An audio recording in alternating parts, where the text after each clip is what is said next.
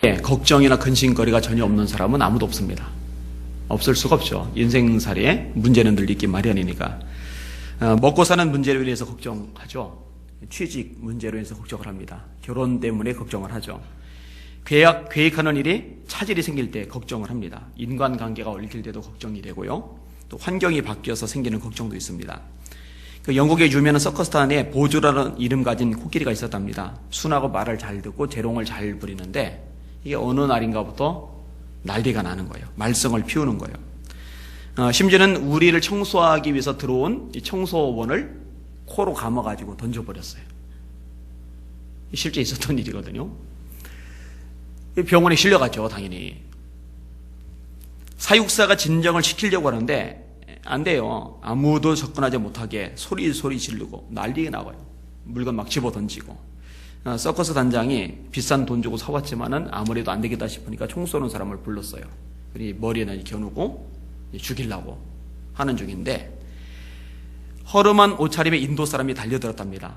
잠시 제게 몇 분만 시간을 주세요. 제가 한번 진정시켜 보겠습니다. 그러니 코끼리에게 다가가서 뭔가 알아듣지 못할 말로 쭝얼쭝얼 거리는데 희한하게도 이 코끼리가 얌전해져요. 차분해져요. 또 기분도 풀려요. 사람들이 깜짝 놀라죠. 서커스 단장도 죽이지 않기로 결심을 합니다. 근데 이유가 있었더라고요. 그 코끼리를 수입해 와서 이제 재롱을 부리게 만들었는데 환경이 바뀐 거예요. 늘 그 힌두어를 듣던 코끼리가 힌두가 아닌 영어로 이렇게 자꾸 듣다 보니까 스트레스가 막 쌓인 거예요.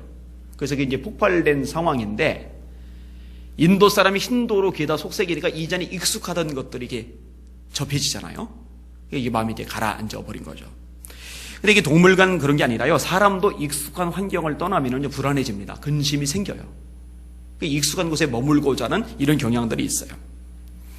아무튼 이렇게 다양한 요인들이 우리를 근심하게 만들죠. 근데 문제는 이 근심이라는 게 걱정이라는 게 신앙의 마이너스가 된다는 겁니다. 씨 뿌리는 비유 중에 세 번째 비유가 가시떨기 비유잖아요. 씨를 심었는데 자라다가 가시떨기 기운에 눌려가지고 열매까지는 못 맺어요. 열매를 맺어야 되는데 열매를 못 맺으니까 문제가 있는 거죠. 근데 그 가시떨기가 두 가지로 해석이 되잖아요. 하나는 염려예요. 걱정, 근심. 또 하나는 재리의 유혹입니다. 물질에 집착할 때. 이 물질에 집착이 있는 사람은요, 이 가시를 걷어내기 전까지는 열매 맺는 데까지 나가지를 못해요. 그 다음에 염려와 근심이 있는 사람은 이 부분을 해결하기 전까지는 열매까지 나가지를 못해요. 그게 예수님의 비유의 핵심 요인입니다. 따라서 걱정을 해결해야만 합니다. 반드시 극복을 해야만 합니다. 오늘 설계 제목입니다. 따라합시다. 무엇으로 근심을 이길까? 한번 더 무엇으로 근심을 이길까?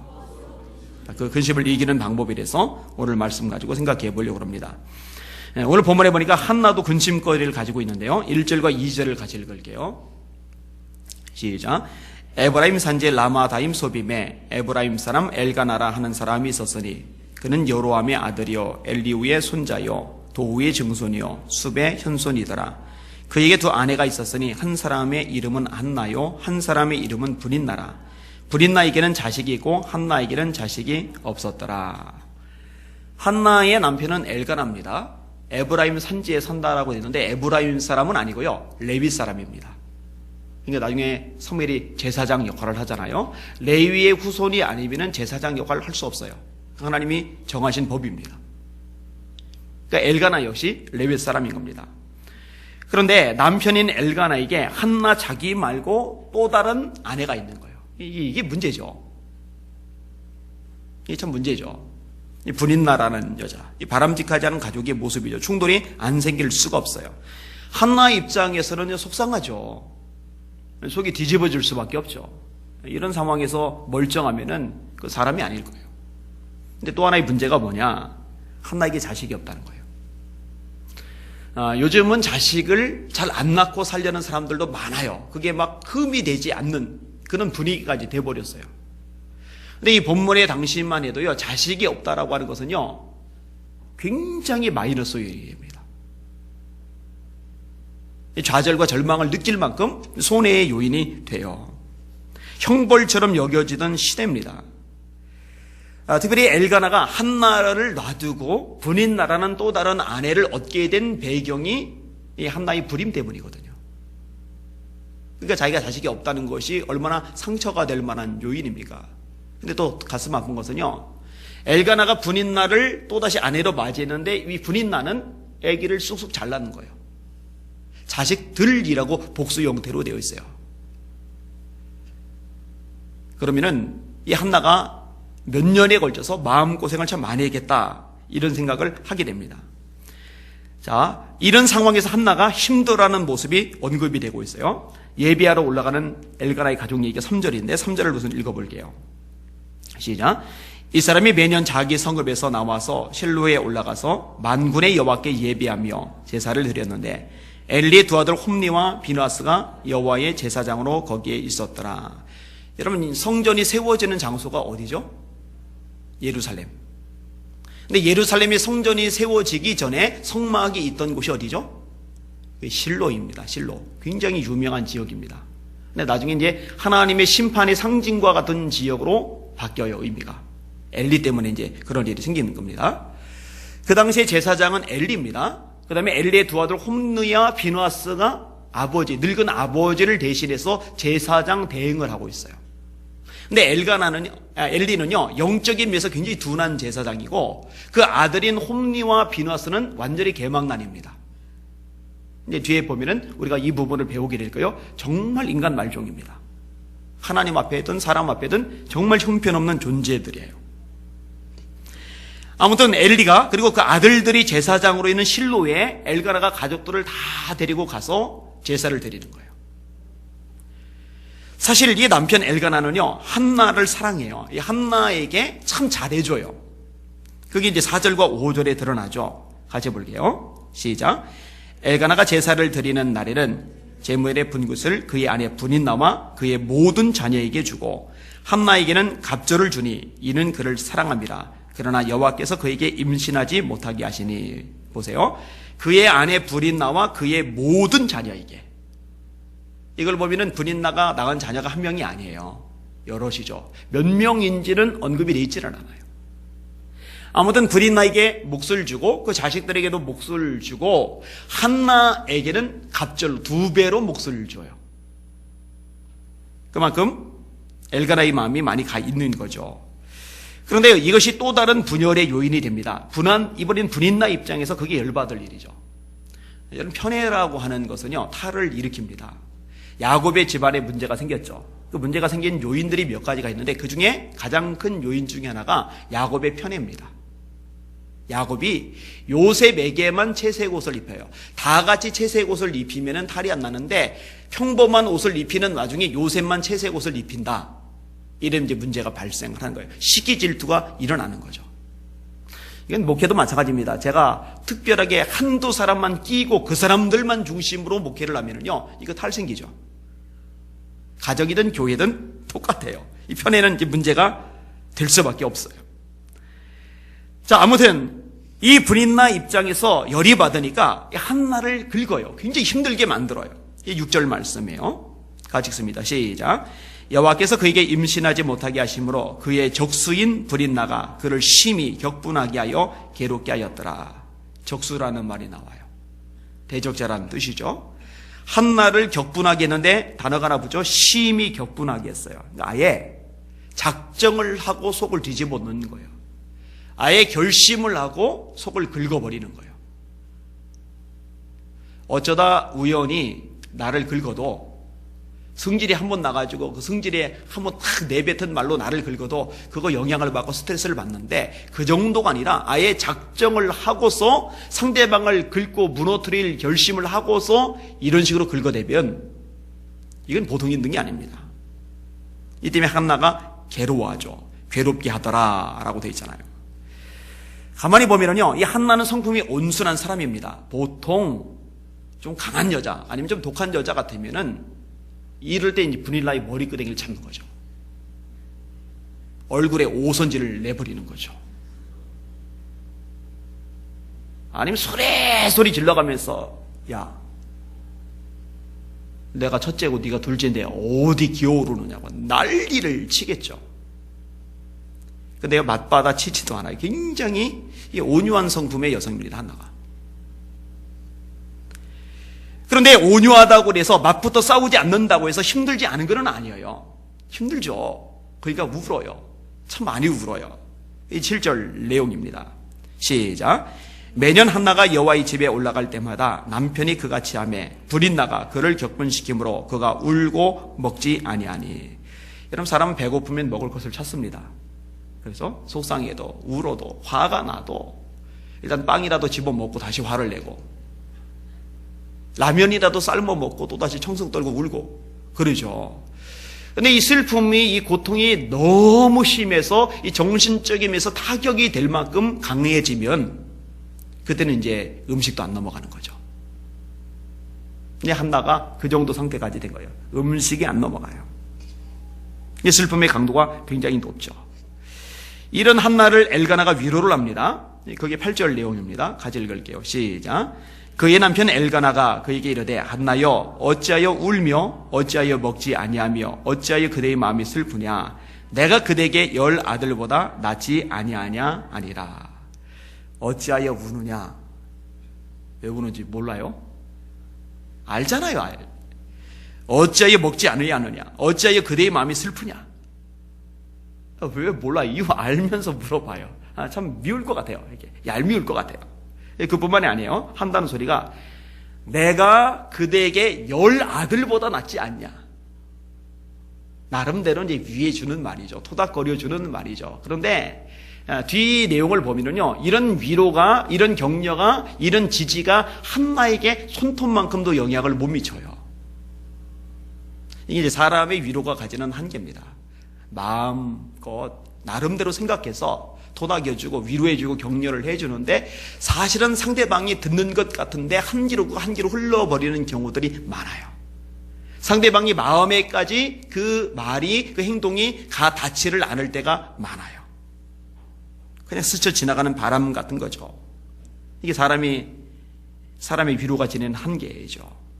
근데 정말 감사한 것은요, 한나가 울면서 먹지도 않을 만큼 슬퍼하는 것으로 끝을 냈다면은 그게 별 도움이 안 될 텐데, 한나의 인생에 별 가치가 없을 텐데, 그냥 그렇게 슬픈 여자, 불쌍한 여자, 그냥 성격만 좀 온유한 여자, 이 정도로 끝이 났을 텐데요. 참 감사하게도 한나가 거기서 멈추지를 않고요, 여기서 한 단계 더 나아가요. 그게 뭔지 아세요? 하나님을 찾는 거예요. 하나님께 기도하는 거예요. 통곡하면서. 자, 9절 말씀 같이 읽을게요. 시작.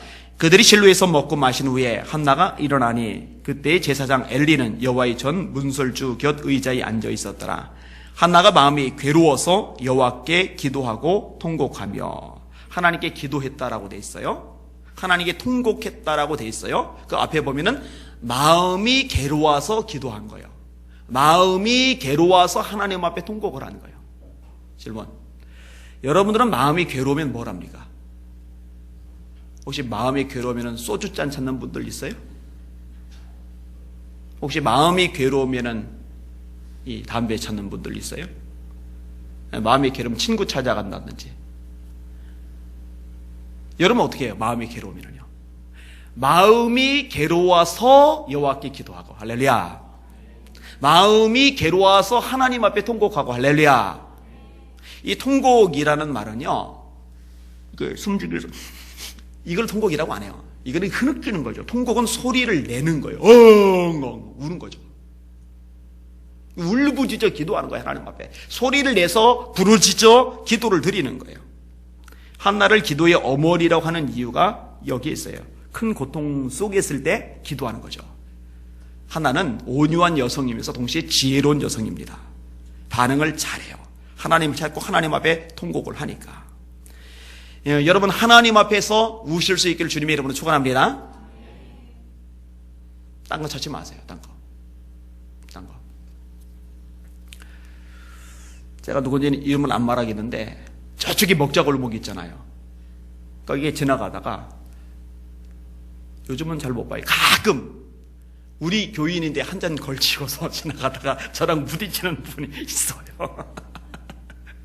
그럼 가끔 좀 못 본 적 지나가요. 근데 그중에서 저를 받는지 안 받는지는 몰라요. 뭔가 속상한 일이 있었든지 아니면 습관이든지 둘 중에 하나일 텐데 참 가슴이 아파요. 그럴 때 보면은요. 차라리 하나님 앞에 울면 참 좋을 텐데. 히스기야가 죽을 병이 들렸습니다. 너는 네 집에 유언하라. 네가 죽고 살지 못하리라. 히스기야가 어떻게 반응을 합니까? 히스기야가 얼굴을 벽으로 향하고 여호와께 기도하여 이르되 여호와여 구하오니 내가 주 앞에서 진실과 전심으로 행하며 주의 목전에서 선하게 행한 것을 기억하소서 하고 히스기야가 따라합시다. 심히 통곡하니. 마음이 괴로워요. 히스기야가 죽을 병 걸렸는데 의사가 손 못 대요. 자기 밑에 왕궁의 명의들이 있지만 그 의사들이 손 써봐야 자기는 어차피 죽은 목숨인 걸 자기가 알아요. 마음이 괴로워요. 어떻게 하느냐? 하나님께 기도하는 거죠. 하나님 앞에서 통곡하는 거죠. 왕이 채통이고 목 없이. 여러분 지금 하나님 앞에 목을 매는 사람이 무슨 체면을 따집니까? 울부짖게 돼 있죠. 그랬더니요, 하나님께서 이사야를 보내셔서 이렇게 말씀하십니다. 이사야야, 너는 가서 히스기야에게 이르기를 네 조상 다윗의 하나님 여호와께서 이같이 말씀하시기를 내가 네 기도를 들었고 네 눈물을 보았노라. 내가 네 수완이 15년을 더하고 너와 이 성을 아수르 왕의 손에서 건져내겠고 내가 또 이 성을 보호하리라. 여러분 통곡할 만합니다. 통곡 한 번에 생명이 15년이 들어갔어요.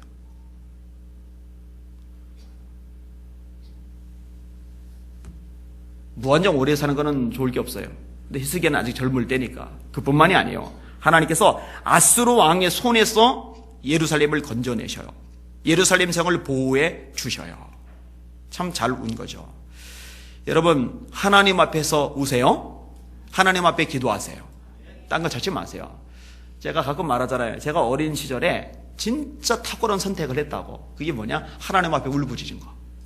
힘들 때, 괴로울 때, 집안 때문에, 팔 때문에, 아버지 때문에, 가난 때문에 너무너무 고통스럽고 괴로울 때 그때 하나님 앞에 기도하고 울부짖은 건 내 일생의 최고 지혜로운 선택은 바로 그 선택이었어요. 정말 잘 선택했어요. 제가 얘기했잖아요. 제 친구 하나가 35년 만에 여기까지 찾아왔다고. 주소 찍어줬더니 교회 앞에 오더니 야 주소 데려왔는데 교회야. 여기가 우리 집이야. 교회를 안 다니는 친구니까 주소 데려왔는데 교회라고. 돌아와가지고 저 일찍이 자기형제 자살한 애들 셋. 힘들어서 그러겠죠. 너무 고통스러워서 그러겠죠. 예수님이 없었다면, 주님께 울부짖지 않았다면, 소망과 성령의 것을 경험하지 못했다면 저도 그렇게 됐을 수 있어요. 얼마든지. 자, 울부짖어 기도하는 한나의 기도 내용이 11절입니다. 같이 읽습니다. 시작. 서원하여 이르되 만군의 여호와여 만일 주의 여종의 고통을 돌보시고 나를 기억하사 주의 여종을 잊지 아니하시고 주의 여종에게 아들을 주시면 내가 그의 평생의 그를 여호와께 드리고 삭도로 그의 머리에 대지 아니하겠나이다. 성경을 잘 모르는 사람들이, 특히 젊은 어린 아이들이, 학생들이 요 구절만 딱 읽고 나면은 이게 도대체 뭔 말인지 몰라요. 애가 태어나면, 아들이 태어나면은 삭도 칼이에요. 면도 칼 같은 거. 이발을 안 한다는 얘기거든요. 이 장발로 이렇게 늘어서죠. 삼손 왜 머리를 안 밀었죠? 나실인이기 때문에. 지금 한나가 하나님 앞에 소원하는 내용이 뭐냐면 하나님이 아들을 주시면 이 아들을 하나님께 드리겠다는 거예요. 나실인으로 만들겠다는 거예요. 나실인은 시체 만지면 안 돼요. 술 먹으면 안 돼요. 그리고 머리에 삭도를 대면 안 돼요. 이 세 가지가 철칙입니다. 그리고 하나님을 기쁘시게 하는 일에 온 정성을 쏟아야 돼요. 그거 하겠다는 거예요. 서원 기도 드리는 거죠. 이런 서원 기도가요, 능력이 있어요. 야곱도 서원 기도 드리죠. 창세기 28장에 하나님 무사하게 돌아오게 해주시면 하나님이 저희 하나님이 되실 것입니다. 제가 이곳에 성소를 세우겠습니다. 소득이 11조를 하나님께 드리겠습니다. 하나님이요, 그 기도 들으셔요. 무사하게 돌아오게 해주시는 것으로 끝내지 않고 어마어마한 거부가 되게 해주세요. 근데 여러분 조심할 것이 있는데, 서원 기도가 위력이 있고 능력이 있지만은 반드시 그 기도는 하나님이 지켜야 돼요. 하나님이 거부가 돼서 돌아오게 하셨으면은 이게 은혜구나라고 생각하고 약속을 지켜야 되잖아요. 야곱이 안 지키죠. 안 지킨 것 때문에 집안에 큰 어려움이 닥칩니다. 시편 15편에 이렇게 말씀합니다. 여호와여, 주의 장막에 머무를 자 누구며 주의 성산에 사는 자 누구니까? 주의 장막, 하나님의 집, 주의 성산, 하나님이 계시는 산. 다시 말해 하나님이 계시는 그곳에 들어갈 사람, 머물 사람 누굽니까?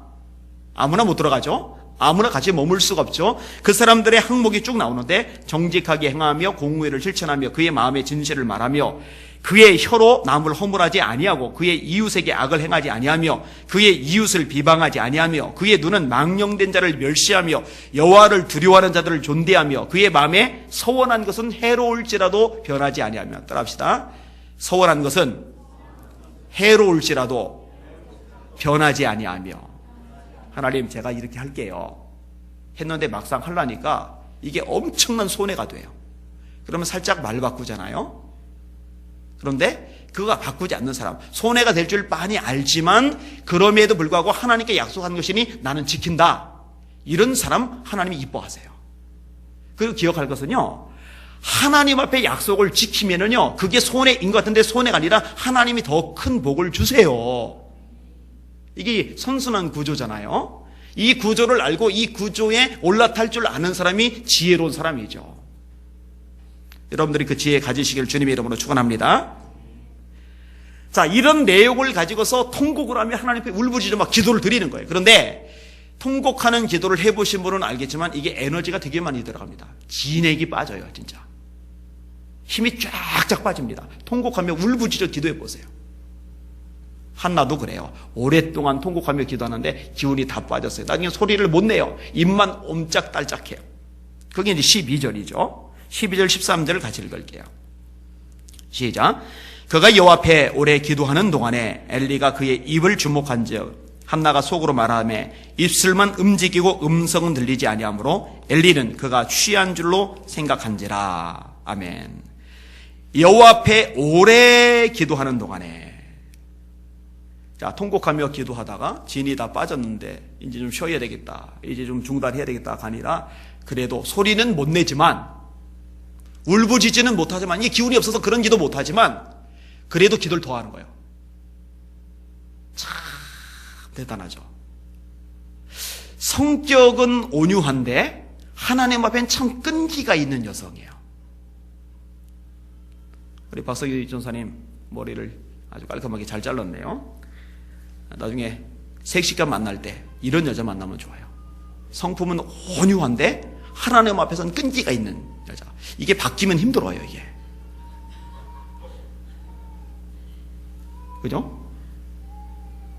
성격은 지랄 같은 데다가 하나님 앞에 잠깐 해보고서 안 되면 에이 안 되나 보다 딱 중단하고 그러면은 먹기 힘들어요. 이준사님은 이제 이미 늦었으니까, 결혼을 했으니까 지금 사모님이 그렇게 돼가면 되는 거고요. 참 대단하지 않아요?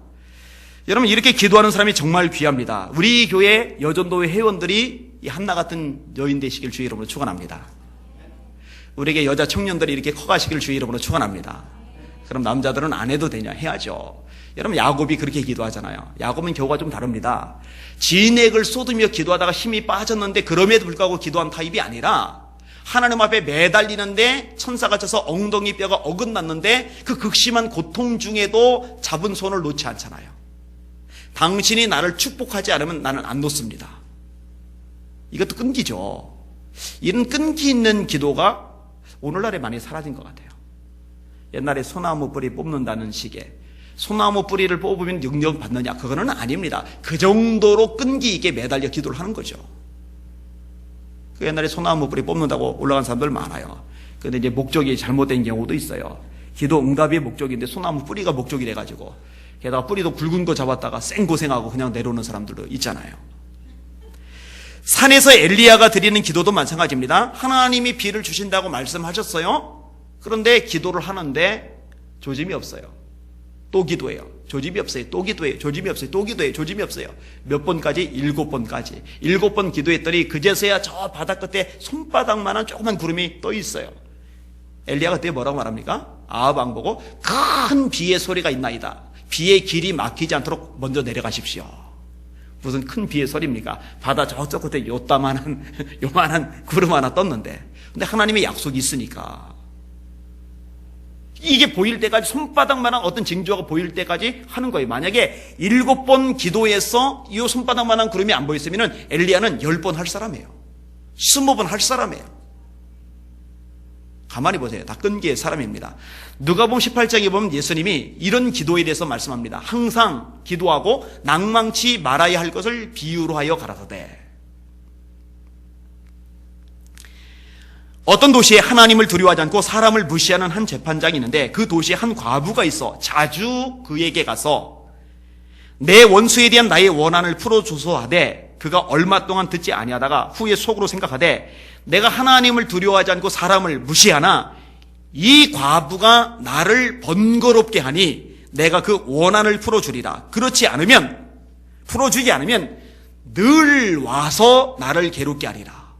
이 과부가 보통 쇄심줄이 아니고요. 재판장이 보니까 감이 와요. 이 여자는 내가 소원 풀어주지 않으면 그냥 포기할 여자가 아니다. 늘 와서 나를 괴롭게 할 여자다. 하나님이 두려워서 그 여자가 불쌍해서 소원을 풀어주는 게 아니라 쇄심줄이라. 그 끈기 때문에 손들어 버린 거예요. 그리고 주님이 말씀하시죠. 이 재판장 말한 거 들었느냐 하물며 하늘에 계신 너희 아버지께서 밤낮 부르짖는, 따라합시다. 밤낮 부르짖는. 밤낮 부르짖는. 이거 중요해요. 밤낮 부르짖는 택하신 자들의 원한을 풀어주지 아니하시겠느냐? 속히 그 원한을 풀어주시리라. 그러나 인자가 세상에 올 때의 세상에서 믿음을 보겠느냐? 끈기 있죠? 밤낮 부르짖어요. 밤낮 부르짖어요. 우리 그렇게 기도합시다. 그런 기도자 됩시다. 얼마나 멋있어요. 얼마나 아름다워요. 자, 한나가 그런 여자라고 말씀을 드렸어요. 정말 끈기가 있어요.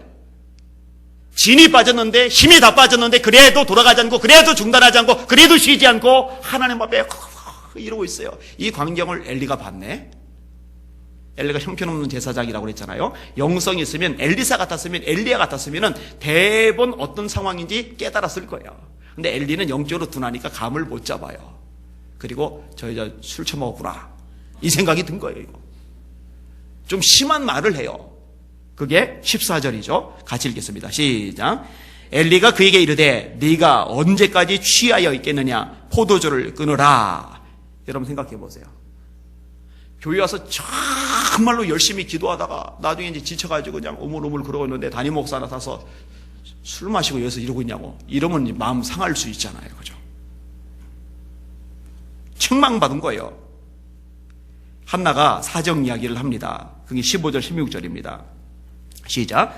한나가 대답하여 이르되 내 주여 그렇지 아니하니이다. 나는 마음이 슬픈 여자라. 포도주나 독주를 마신 것이 아니요 여호와 앞에 내 심정을 통한 것뿐이오니 당신의 요정을 악한 여자로 여기지 마옵소서. 내가 지금까지 말한 것은 나의 원통함과 격분됨이 많기 때문이다 하는지라.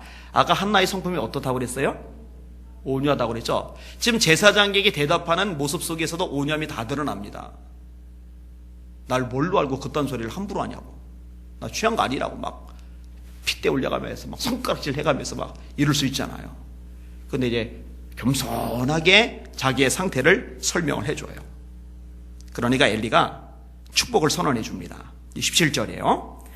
시작. 엘리가 대답하여 이르되 평안히 가라. 이스라엘의 하나님이 내가 기도하여 구한 것을 허락하시기를 원하노라 하니. 여러분, 엘리는 형편없는 제사장입니다. 진짜 수준 떨어져요. 이렇게 수준 떨어지는 제사장이 별로 안 나올 만큼 그만큼 수준이 떨어지는 제사장이 엘리입니다.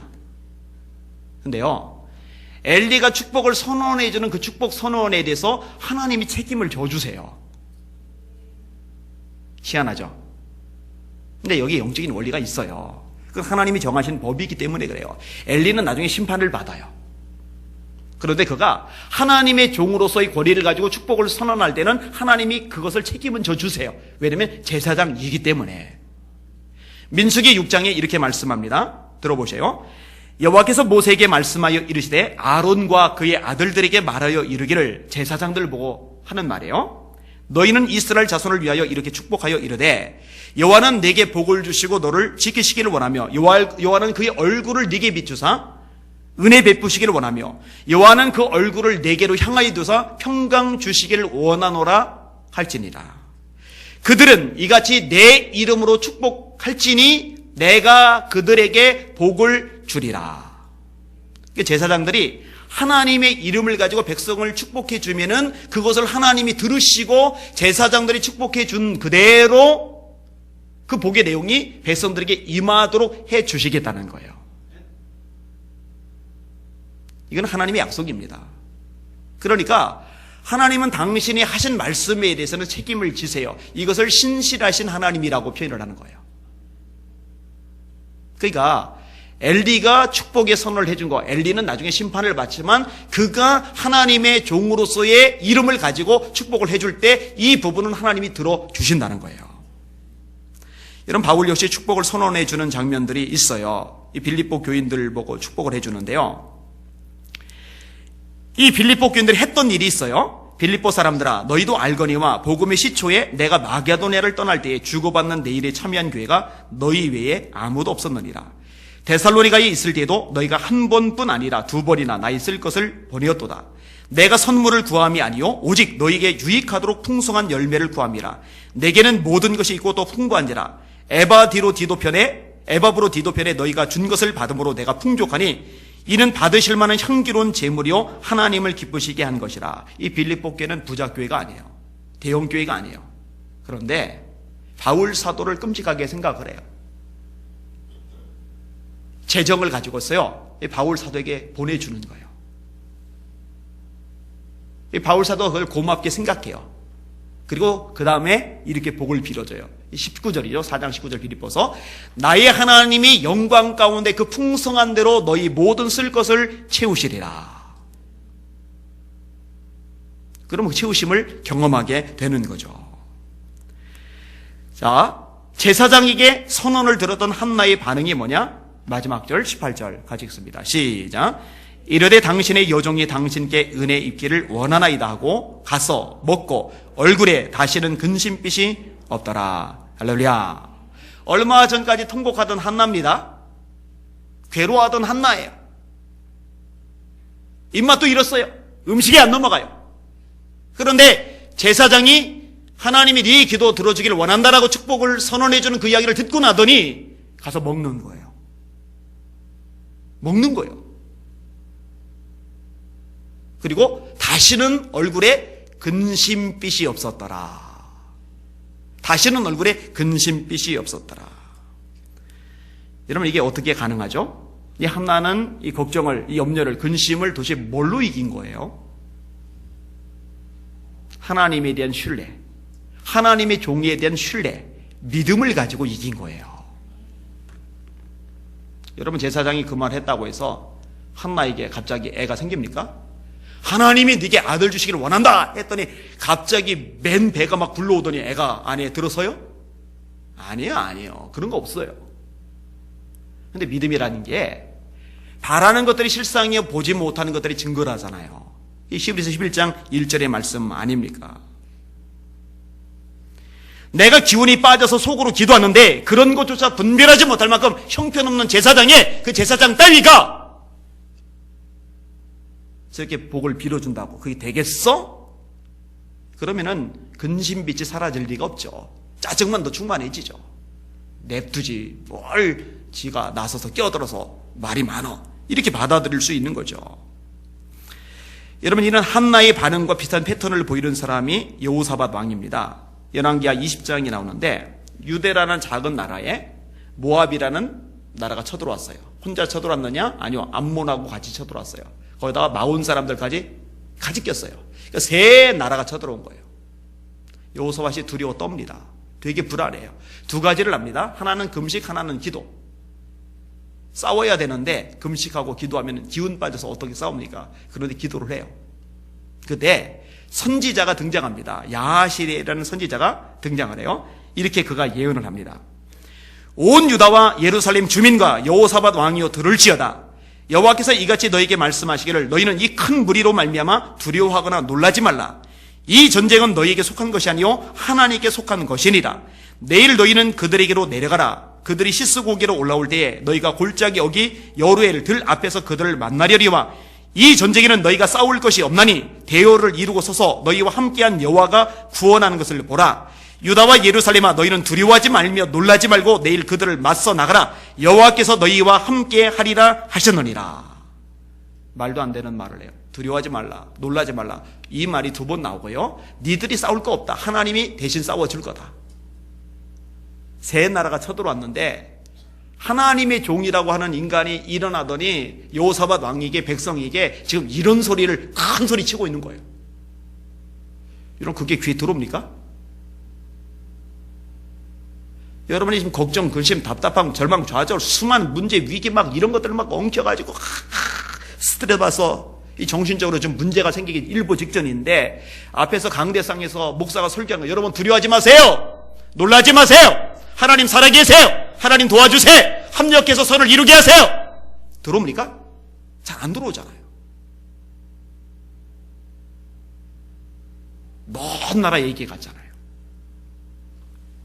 반응이 중요해요. 반응이. 한나 보고 선언해 줬을 때 한나는 그걸 믿음으로 받아들여요. 믿음으로 받아들인 증거가 뭐냐? 얼굴에 다시는 근심빛이 없는 것.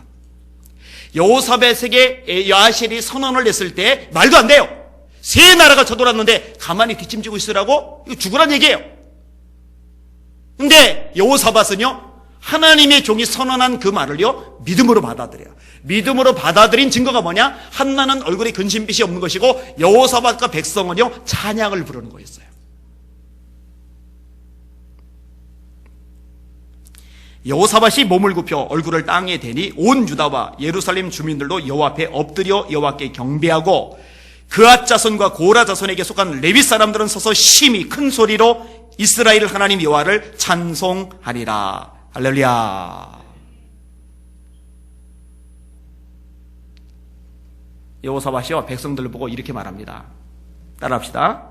여호와를 신뢰하라. 그리하면 견고히 서리라.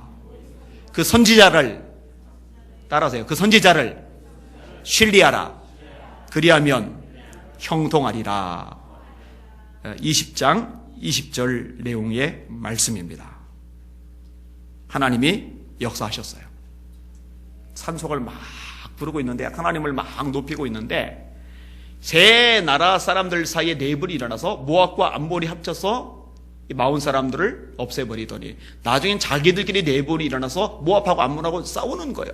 이스라엘 백성은 서서 지켜보고 있는데 자기들끼리 싸우다가 같이 망해버리고 있는 거예요.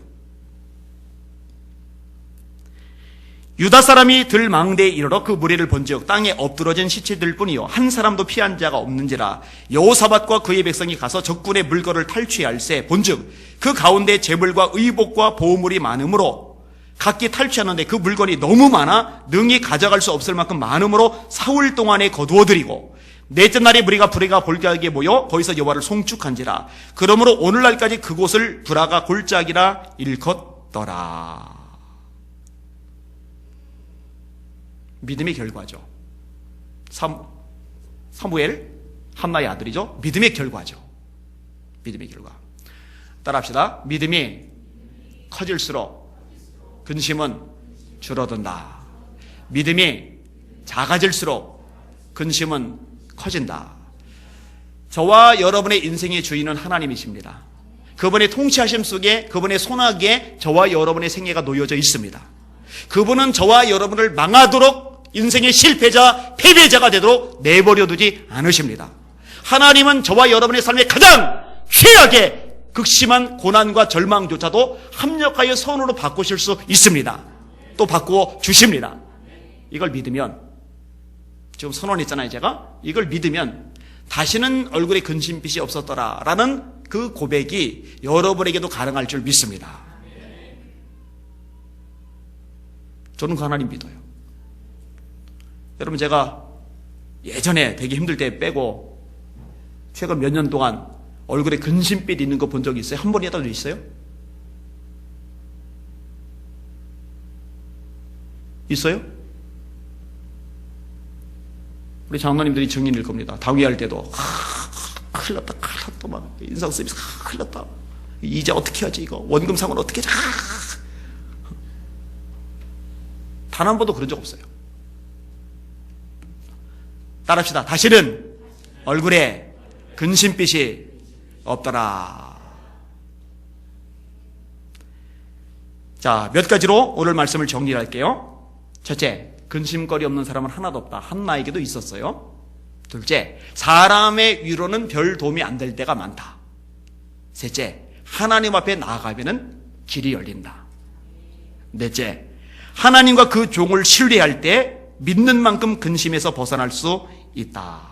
찬양이죠. 주 안에 있는 나에게 난 근심이 있으랴. 십자가 밑에 나아가 내 짐을 풀었네.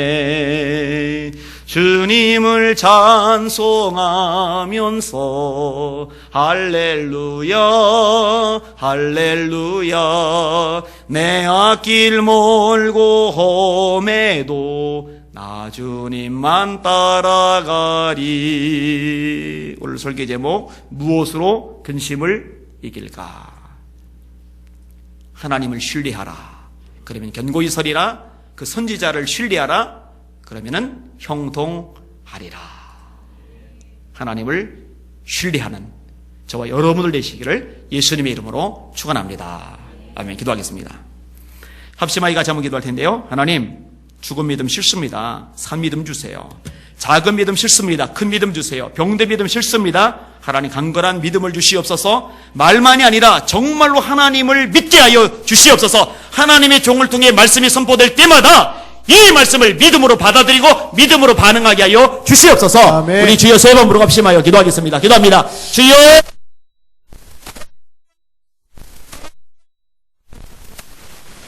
와 영광과 경배 받으실 원하나이다. 이 시간에 좌정하여 주실 원합니다. 이 시간에 임하여 주실 원합니다. 이 시간에 우리를 심령 가운데 새롭게 하여 주시고 경계가 자비를 베풀어 주실 원하나이다. 아버지 하나님 내가 믿으면 하나님의 영광을 보리라 말씀하셨나이다. 아버지 오늘부터 사무엘상 1장부터 말씀을 시작하였습니다. 이제 사무엘상 전체의 말씀을 함께 공부하면서 은혜를 받고자 하나이다. 특별히 오늘 하나님 아버지 어떻게 우리는 근심을 이길까라는 제목으로 말씀을 나눴습니다. 하나님 아버지 살아가다 보면은 걱정거리 있습니다. 문제거리 있습니다. 장애물 있습니다. 우리를 힘들게 하고 답답하게 하는 사연들 문제들 있습니다. 속을 긁어